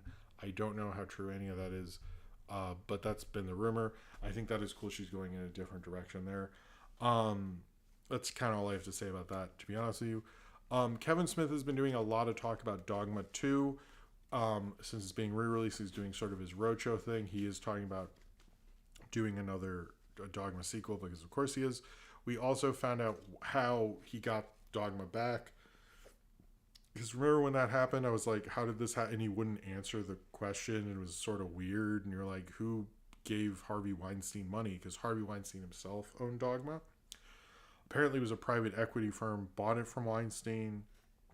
And when they bought it, they went to Kevin Smith and were like, hey, do you want to do re-release and like do your roadshow thing and like maybe do a sequel? And he was like, absolutely. So it sounds like they bought it and they kind of brought Kevin Smith in, which to me is like, if you own the rights to Dogma, is a smart move. But I'm not sure how you do a Dogma sequel, but I'm glad it's getting re-released and getting reappraised. I honestly think technical wise and stuff, I think Clerks is probably still his best movie, but it is his best directed movie, and shows like what he could be as like a big filmmaker. That and Jay and Silent Bob Strike Back, and then it's sort of after that I don't know so much. The last two things, I know there's other stuff, but you can only do so much. Netflix is buying a lot of Hitchcock stuff, and they're kind of cagey about the Hitchcock. I have all the Hitchcocks on my own Plex thing, so I'm good. But the only ones they announced, they said they're showing a collection of it, but they said including, but didn't say all of it. Meaning Netflix will have Vertigo, Rear Window, Frenzy, The Man Who Knew Too Much, Family Plot, The Birds, and more. There's not a real list, at least on anything I could see. They also mentioned North by Northwest. They also mentioned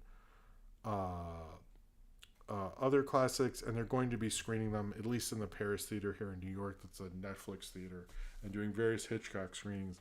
Rear Window is a great summer movie. I think like Hitchcock's a good brand, to be honest with you, because he's one of the few directors of old Hollywood who most of it, I think it's like the only one of his movies that's lost is one he doesn't even like and isn't very influential or anything. The rest of his stuff is fairly available and restored and all that. So if you're going to bring classic films to a streaming service that very rarely has films before 1980, he's a good pick, to be honest with you. And they're going to do presentations from people like other directors like Jordan Peele and people like that about how Hitchcock has influenced them. I think that is cool. I would like some of the smaller ones to be shown too. He has a huge filmography. But I'm always happy, people seeing Vertigo or Psycho's a great one. Obviously, The Birds is fun, but kind of dumb. But I mean, it's kind of North by Northwest is fun. There's a lot. If you haven't seen a Hitchcock, if there's one of those you haven't seen, just like try to check it out. You will be the better for it. Like they're all so Hitchcock made a lot of great ones. Just I don't know about Family Plot, but the rest of them I think will be cool. But they are going to do some screening series and films related to that. Anyway. Oh, hey, Spencer. Oh, you saw Thunderbirds. Good for you. All right. The last one is Jeremy Renner came out today and said the reason we didn't get a Hawkeye season 2 is because they wanted to pay him half of what season 1 was. You might think this is just another Marvel thing, but Jeremy Renner has long been open about how he didn't really like how Marvel's pay structure and stuff, and that's sometimes why you don't see him in some things. Some things didn't work out because he's long had arguments with them over that because they don't pay him particularly well, and he has I think one of the reasons he wasn't in Infinity War was part Mission Impossible and part because Mission Impossible would pay him more than Marvel. I've heard that rumor, but I know going back to the Avengers, he's long not loved the compensation thing and the fact that they couldn't get season 2 made because of his pay is fucking dumb in my mind. I mean Hawkeye wasn't the greatest show, but the fact is you have what are you doing there? It's kind of I think it's he's been in the MCU pretty long. You could just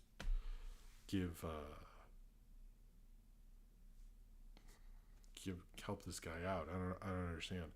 And lastly, I don't really do the obits anymore, but I read this today and I wanted to share it. Jill Sobule, I think, who sang the song "I Kissed a Girl," who I actually saw live at Towson University in the late '90s, died, I believe, this morning in a house fire. R.I.P. to her. When I saw her live, she was very nice to me and really cool. And I was like, she also did the supermodel song that's in Clueless. She was a really great musician. She was the first person to get a kind of gay song in the top 20, which is pretty historic with "I Kissed a Girl," which is not the Katy Perry song. It's like the better song. So I just want to give a shout out to her because I enjoyed seeing her that one time. It was a surprise. It just sort of, she was in the student union and it was cool, and RIP to her. The reason I do obits anymore because I found that like there's some people I just didn't have. It's hard to have that much material on certain people, and some people I didn't know as well. And then people will be like, "Why didn't you talk about this person?" And it's just like I know a lot of movie shows just stop doing them because it's just hard to get everyone. So I just thought I'll just talk about the people who I have more of a connection to, just because I feel like I wasn't being disrespectful, but I'm not doing a great job, and I didn't want to mess with the flow of a show and not give someone the proper respect. Was the reason I just didn't think it was a overall great move in my mind. Anyway, I'm going to sorry if that's a long explanation. I want to thank you all for a great show. By the way, you guys are awesome. I'm very surprised by. I don't know. Yeah, this all worked out way better than I expected. I'm really happy. So thank y'all. Um, anyway, I'm going to talk about ginger root, Shinbang, Shinbangumi, Shing. I need to drink some water before I read it because I'm not saying it right.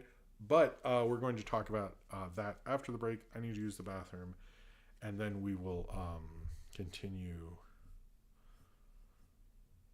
the show. Hold on, sorry. Let me put up Ace the Wind Rider's awesome bumper here. I will be right back right after this, and then we will finish things up.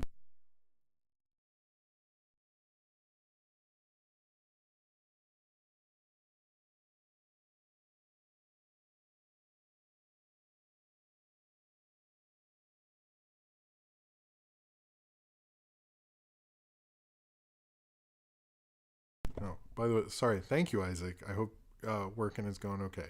Okay, now I will take a break.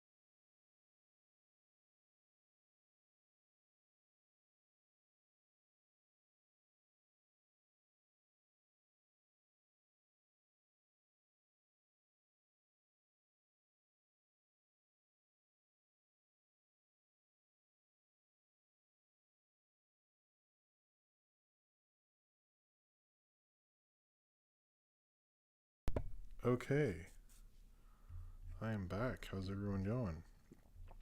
Before we talk about, okay, can we? Thank you. Before we talk about, hello, um, Shinbangumi, Shinbangumi. Oh my god. Hey, good night, Austin. Thanks for being here, man. I did want to mention that we didn't talk about Sinner's controversy this week because it wasn't relevant, but in the aftermath of that, I've never heard. I listen to like the Ankler, and I watch a lot of more industry kind of stuff.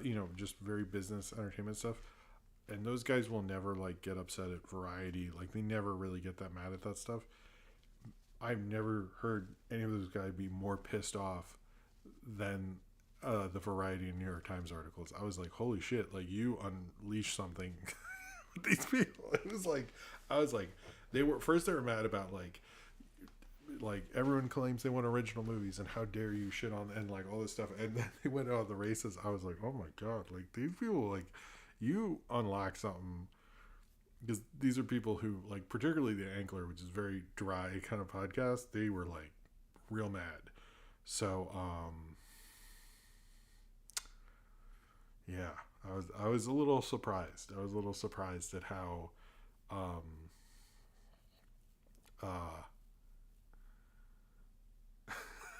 oh, I like that. I like this Will's Phantom Menace trio. I'm excited, man.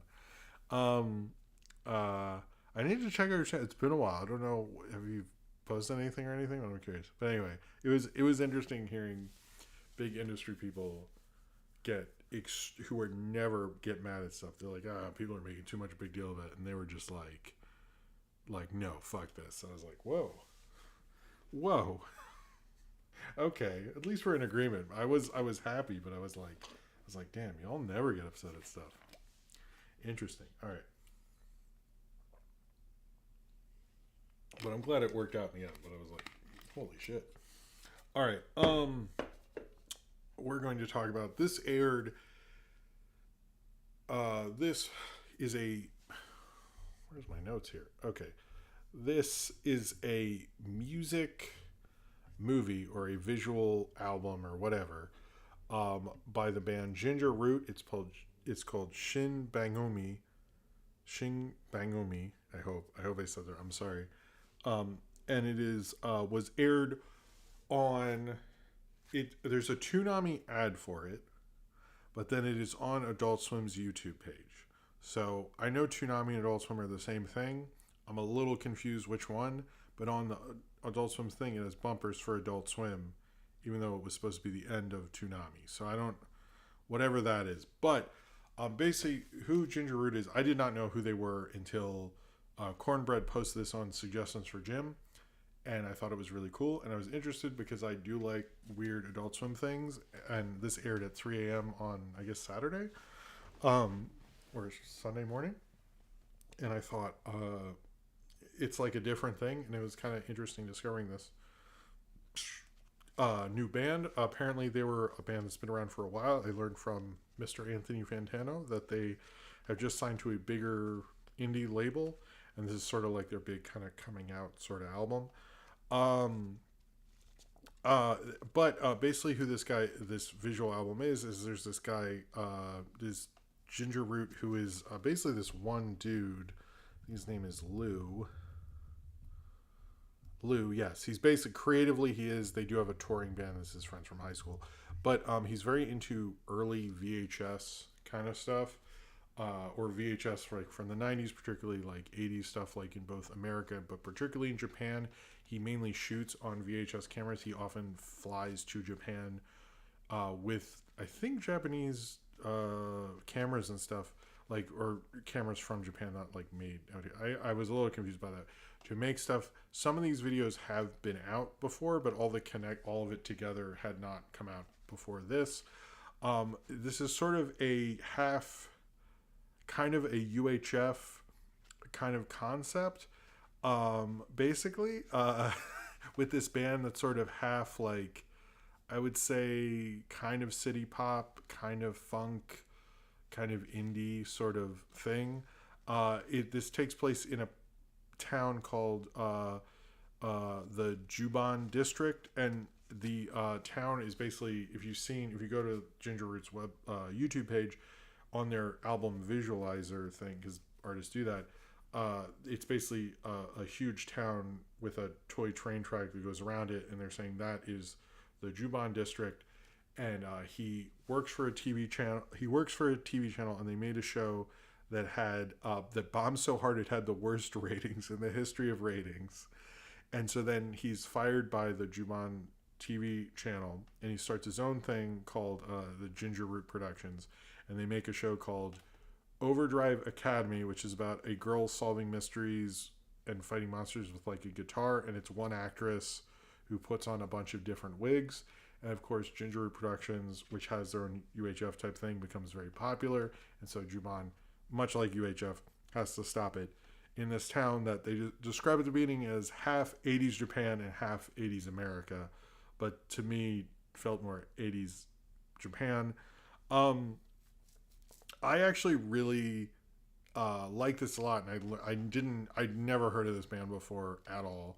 I've gotten a lot more into them. I like this album a lot, and I know they have other ones.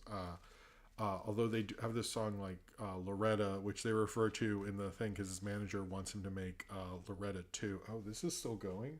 Yeah, you guys deserve it. It's fine. I forgot.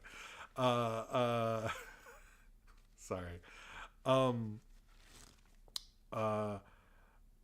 Where was I? Yes, it's very UHF. I wrote down here UHF meets city pop, but it's very silly. It's very fun. You're just like some of these, like the show he made, Overdrive Academy, that was already out, as well as a lot of the videos, but it's sort of the connective tissue and stuff like that.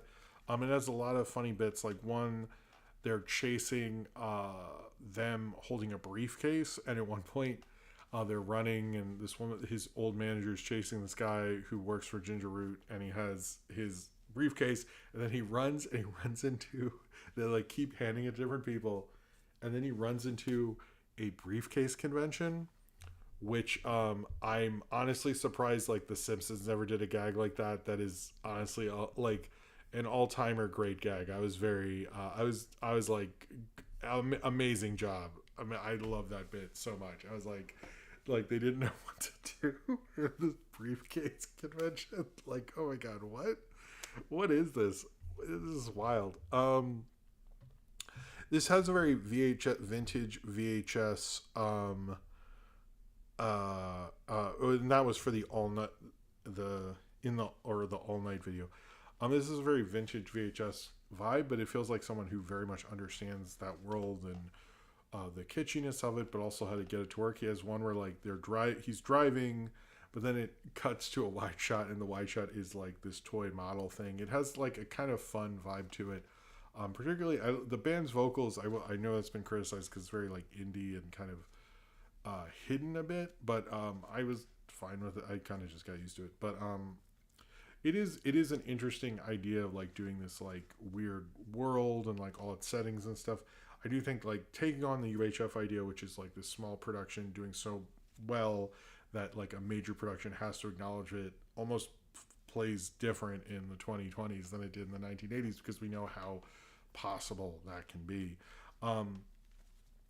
This felt very much like any sort of indie music video. It reminded me of this old New York public access show called New York Noise that used to play indie bands and stuff like that. It lasted from like 2003 to 2009. My wife and I used to watch that on Saturdays, and then watch Video Music Box, which you guys know I'm a fan of that one. But New York Noise, I think, kind of gets forgotten, and it shouldn't, because it was a cool show. And I also learned it was made by one person, much like Video Music Box, just made by Ralph McDaniels. But I think this has a really cool vibe to it. I really liked, especially the editing and how much fun and energy is in it. And it sort of plays like those old Mentos kind of commercials. They do one reference to it. It plays like kind of like foreign or Japanese, I guess. I have reviewed UHF. foreign kind of VHS production stuff, like almost like if you ever seen a karaoke video and you're like, where is this even from, kind of stuff. I really like this. It is fun and creative. It's definitely would surprise me at 3 a.m. and wonder what is this. It is sort of, actually, since I brought up a public access show, it is sort of like turning on public access and finding this weird thing, because it is like a totally strange original type thing.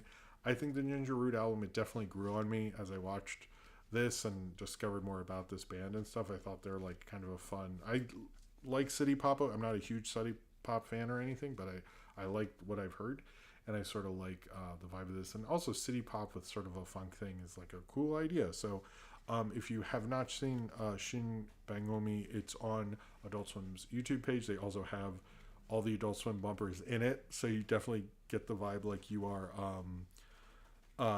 hey Nolan, you get the vibe that they're like you're watching Adult Swim and stuff like that. It is a really cool special. I very much recommend it, and it's right there on Adult Swim, as well as you can check out our Adult Swim's YouTube page, as well as you can check them out on Spotify. Ginger Root's a really cool band, and they're actually just started their tour right the day after this premiered, which I don't think was coincidental.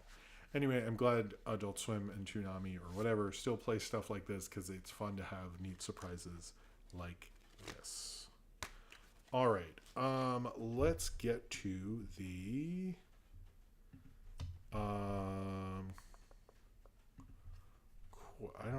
I know there are questions. Computer, don't be playing that. Okay, we have questions there. Okay, we have 3 Patreon. I'm gonna write questions below. Questions below. All right. I'm going to do Austin's question in the middle, because I always do that last, but I'll first do Nathaniel Focus said, favorite piece of Star Wars merch. I actually, I'll be real with you. One of them is right here, this little Yoda guy. Apparently he was for like little kids, but my dad got it for me when I was super into Star Wars. This would be one of them. I've always had this guy somewhere in any apartment I've lived.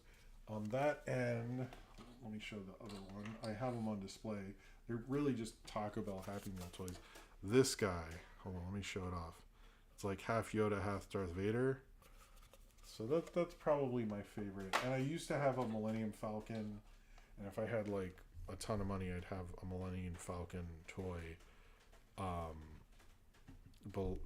thing, because I really like those big Millennium Falcons. And when I had one, it was really cool. I'd probably like hang it up somewhere or something. I think that would be neat. Man, it is raining. And whatever super dusky I got later. All right. Nathaniel Fogus is the middle question. Said, sorry about the rain.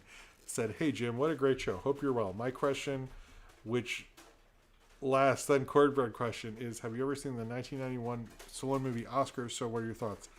I think I saw some on TV once, and I didn't like it, and I changed the channel. True story, maybe. I don't know.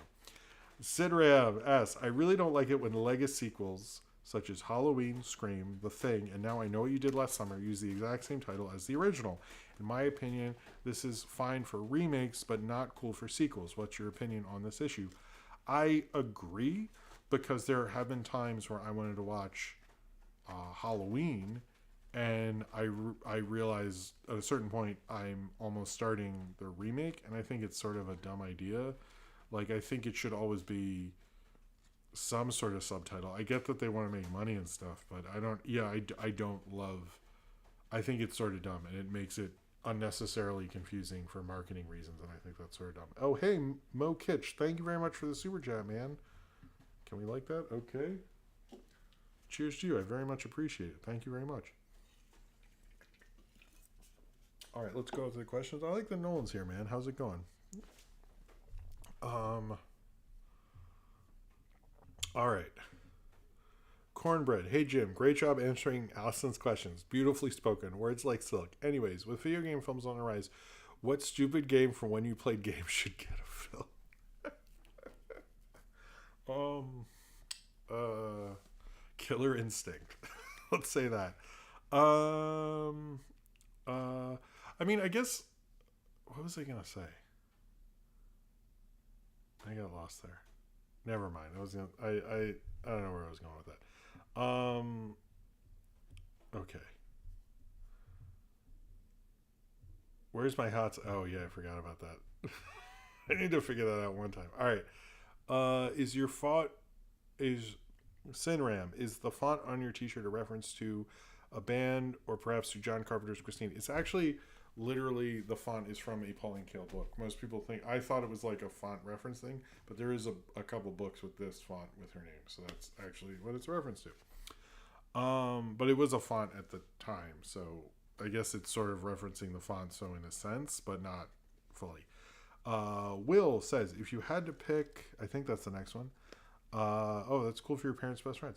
Will says, if you had to pick, Jim, what's your favorite Adult Swim Project series? It's Moral Earl all the way for me. Rewatched the whole thing last summer and it still holds up. It might. Well, okay, it's probably like. I guess Space Ghost doesn't count. I would probably go 12-ounce mouse because I'm a fan of that. In the recent time, it would be Primal, Scavenger's Reign, or even Common Side Effects, which I do want to do a review of. I'm sort of taking my time because I have a lot to say. Yeah, I would say that. Yeah, 12-ounce mouse still holds up for me. I don't know. Super Dusky, have you ever seen the rain? Sometime. Oh, it stopped raining. I have seen rain before. Nolan asks, pancakes or waffles? I'm more of a pancakes person, but I won't turn down waffles. What's a director's cut that you wished was made? A director's cut. It's an interesting question. I kind of wish we could see the Batman Forever cut. The Schumacher cut. That's like the one I kind of, because I rewatched Batman Forever when what the. Sorry, it's just fucking YouTube. I watched Batman Forever and I heard about it and I was like, I'm kind of curious. That's honestly the one I'm sort of curious about. I also wish there was director's cut for like maybe Solo before Lord and Miller were fired. Maybe I wouldn't mind if Richard Marquand could have a cut of Return of the Jedi. I wouldn't mind. Trying to think of any others. Yeah, I'm gonna say those. I can't think any others right now, but those would be it. Another Nathaniel Fogo question: do you really think Disney live-action remakes will be done for good? No, because I think Lilo and Stitch is gonna do really good, and I think when it does, they'll announce something, or they'll say Tangled's back on, baby, and it's just sort of a performative thing. I don't. But they're also running out of movies to remake. They sort of went too hard. They should have just done like one a year, and they were doing like a lot. And I was like, you don't have that many like big movies that would bring people in. You shouldn't go this hard on it. So, where's my hot sauce? Sorry, I think it expired. We'll have to figure that out at some point, man. I don't know. That didn't go well. I think I had too much going on to have facilitated that, and I should have just said. Anyway, Della Butterfly says, now after Sinners, will Marvel try to restart Blade again? I'm surprised we have heard nothing about that. I think they sort of fucked up. I mean, they did, but like, anyway, it's just whatever. Medella Butterfly, should Marvel make a Thor 5? The only way, and I'm not a big Thor fan, but I'll say this: there's a comic that Will Simonson, I may have talked about it on stream before, and it is just the whole comic is Thor fighting a dragon, and it is my favorite Thor thing ever. The only way you should do a Thor 5 is if you literally just do that, because that's like the best Thor comic I've ever read. It's really good. Walt Simonson did an amazing job. If you're going to do just a fight with Thor, I think that would work, but I don't think the MCU is brave enough to do something like that. So, but it's a great comic. It's like, if you can find it, great comic. Cornbread, have you taken care of that shirt with the giant armpit hole yet, or is that still lying around? I think I put it kind of in the retired pile, so I didn't sew it up or anything, but I still have it. I didn't throw it out. I like it. I think it's done by that guy Beast Pop, who I used to get a lot of his shirts. I don't really get shirts anymore because I can't. I got kids and stuff. But it is okay. Nathaniel Fogus says, this is a good question, by the way. Thank you, Corbett, for the last one. Sorry. Are you in any way surprised about Thunderbirds being praised by critics right now? Yes, because I was thinking about this today. Remember when I was like, do they even have to make this movie? Like, can they just cancel it? Like, does anyone want that? Like, we were all like bemoaning that they're making Thunderbirds, and I think it's kind of funny. It turned out to be something people like. So, I mean, that usually happens. The thing nobody thought The Lion King was going to be the big one. Everyone thought Pocahontas was, and look how that turned out. So, not plausible. Where am I? I think you're in your house. I don't know. Nathaniel Fogg, another one. Got any cool collector's cups? I have a Mystery Science Theater one from the Kickstarter. I think that's the only cool one I have. Hold on. I want to try to get all the questions because everyone was really nice and I think y'all deserve it. Cornbread. From the summer to the autumn of last year, you kept complaining about people talking about the Thunderbirds in news since it's obviously a canceled movie. How does it feel now that it's in theaters? I do feel a little stupid. Super Dusky, when can remakes remake a remake? I feel like that happened back in the day in Hollywood. They did that. Like, there's this one where, like, I think it's like High Sierra. It was a Humphrey Bogart movie, and then they remade it as a Western. And then I think they remade it again. Or if you look at, here's a good example. They did Yojimbo. Then they did For a Few Dollars More. And then in the 70s, 80s, they made this Viking version in Iceland called When the Raven Flies. But is When the Raven Flies. That's, when I was watching, I was thinking, and I know Clint Eastwood tried to remake. He did Fistful of Dollars, but I know he did other remakes. But by the time When the Raven Flies happened, there had been so many remakes of Yojimbo and Fistful of Dollars. Like, are you remaking Yojimbo or are you remaking Fistful of Dollars? And in that case, you would be remaking a remake. Something to think about. I like it's like a favorite of mine. I need to rewatch it. It's been a while. Have you ever watched and enjoy Hey Arnold? Yeah, I did. I used to watch Hey Arnold back in the day.